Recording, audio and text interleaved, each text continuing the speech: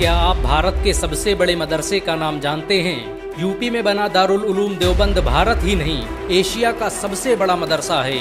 इस मदरसे में दुनिया भर से लोग पढ़ने आते हैं। भारत की आज़ादी में इस मदरसे का बड़ा योगदान रहा। 70 एकड़ में फैला ये मदरसा आज पूरे भारत को अपनी गौरव गाथा सुना रहा है। ये भारत का एकमात्र मदरसा है जहाँ पर हेलीपैड की सुविधा उपलब्ध है। दारुल उलूम देवबंद ने भारत को सबसे बड़े वैज्ञानिक और राजनेता दिए। 20वीं सदी के अधिकतर राजनेता दारुल उलूम देवबंद की विचारधारा से प्रभावित थे। All India Muslim personal law board के पहले जनरल सेक्रेटरी मिन्नतुल्लाह रहमानी दारुल उलूम देवबंद के ही छात्र थे। देश के पहले गृह मंत्री मौलाना उबैदुल्ला सिंधी ने दारुल उलूम देवबंद से ही शिक्षा हासिल की थी।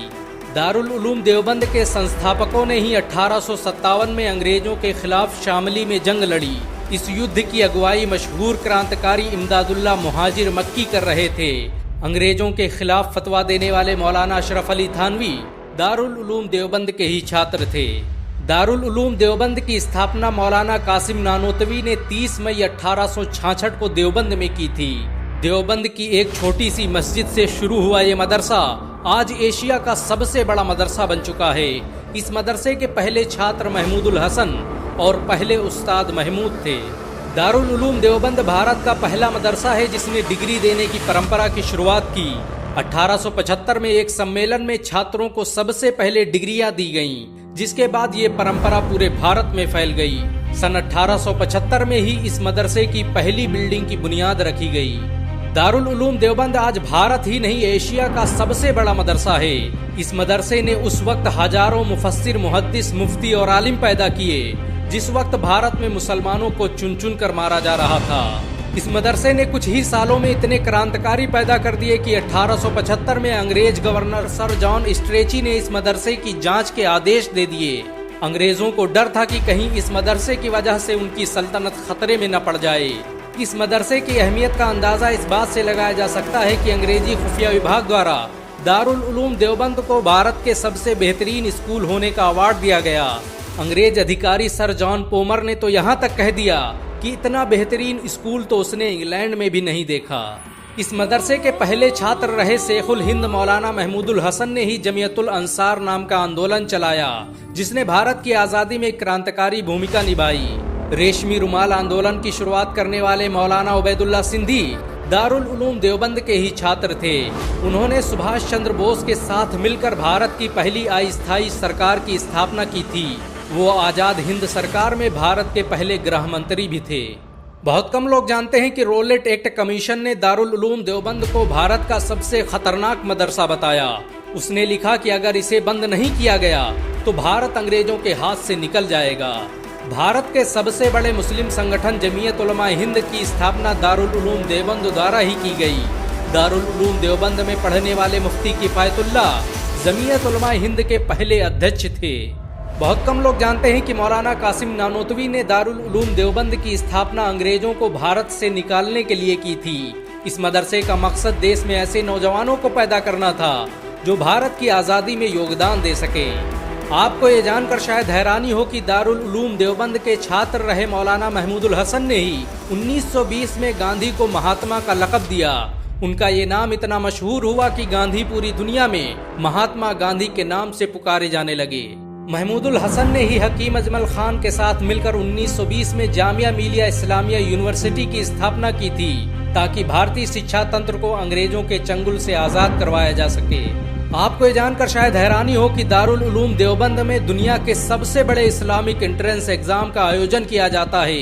इस एग्जाम में हर साल 20,000 से अधिक छात्र शामिल होते हैं। दारुल उलूम देवबंद में हजारों लोग रहकर शिक्षा हासिल करते हैं। इस मदरसे में हर साल करोड़ों रुपये खर्च होते हैं और इसका पूरा खर्च मुसलमान उठाते हैं।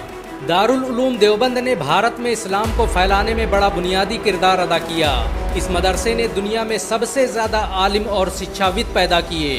तबलीगी जमात की स्थापना करने वाले मौलाना इलियास दारुल उलूम देवबंद के ही छात्र थे। देवबंद की कोख से जन्मी तबलीगी जमात आज दुनिया का सबसे बड़ा धार्मिक संगठन बन चुकी है। इसमें जुड़ने वालों की संख्या 20 करोड़ से अधिक है। अमेरिका से लेकर रूस, जापान, इंडोनेशिया और फ्रांस के हर शहर में इसकी शाखाएं फैली हुई हैं। दुनिया के 150 से अधिक देशों में तबलीगी जमात के लोग मौजूद हैं। दारुल उलूम देवबंद भारत का पहला स्कूल था जिसने अंग्रेजों के खिलाफ अंतर्राष्ट्रीय स्तर पर आवाज उठाई। इस मदरसे ने अफगानिस्तान, तुर्की, सऊदी अरब और ईरान में ऐसे लोग तैयार किए जिन्होंने भारत की आज़ादी में बड़ी भूमिका निभाई। असहयोग आंदोलन की शुरुआत दारुल उलूम देवबंद से ही हुई थी।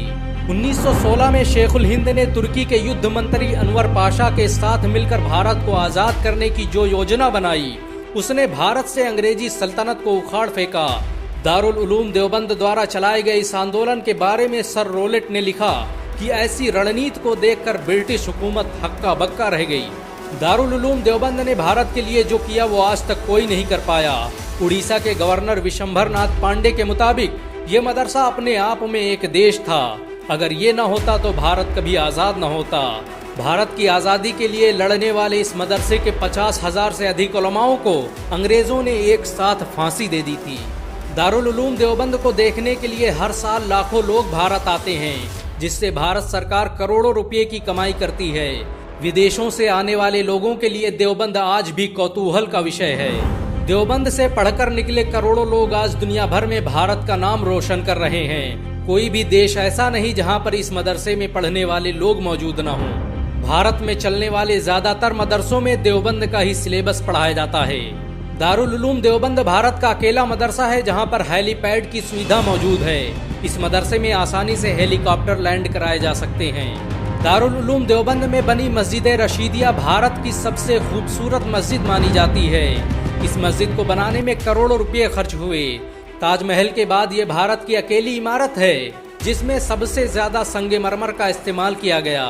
मस्जिद रशीद को देखने के लिए आज भी दुनिया भर से लोग भारत आते हैं। दुनिया में दारुल उलूम देवबंद के अलावा कोई भी ऐसा संगठन नहीं जो बगैर सरकारी मदद के इतने बड़े स्कूल का संचालन कर ले।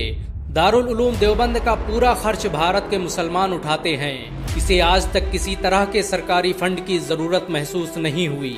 बहुत कम लोग जानते हैं कि अलीगढ़ मुस्लिम यूनिवर्सिटी की स्थापना में दारुल उलूम देवबंद का बड़ा किरदार रहा। इस मदरसे के कई उस्ताद अलीगढ़ मुस्लिम यूनिवर्सिटी की मजलिसे सूरा में शामिल रहे। मौलाना कासिम नानोतवी की मौत पर सर सैयद अहमद खान ने तो यहाँ तक कह दिया कि उनके जैसा आलिम अब दोबारा भारत में पैदा न होगा। दारुल उलूम देवबंद की जब स्थापना हुई तब इसमें कोई पढ़ने वाला नहीं था, लेकिन आज उसी देवबंद में पढ़ने के लिए दुनिया के कोने कोने से लोग आ रहे हैं। देवबंद आज सिर्फ एक मदरसा ही नहीं, भारत की पहचान बन चुका है। इस मदरसे ने हर दौर में भारत के लिए सबसे ज्यादा कुर्बानियां दी। भारत को जब भी जरूरत पड़ी, दारुल उलूम देवबंद हमेशा सीना ताने खड़ा रहा। दारुल उलूम देवबंद भारत के मुसलमानों की आन बान और शान माना जाता है।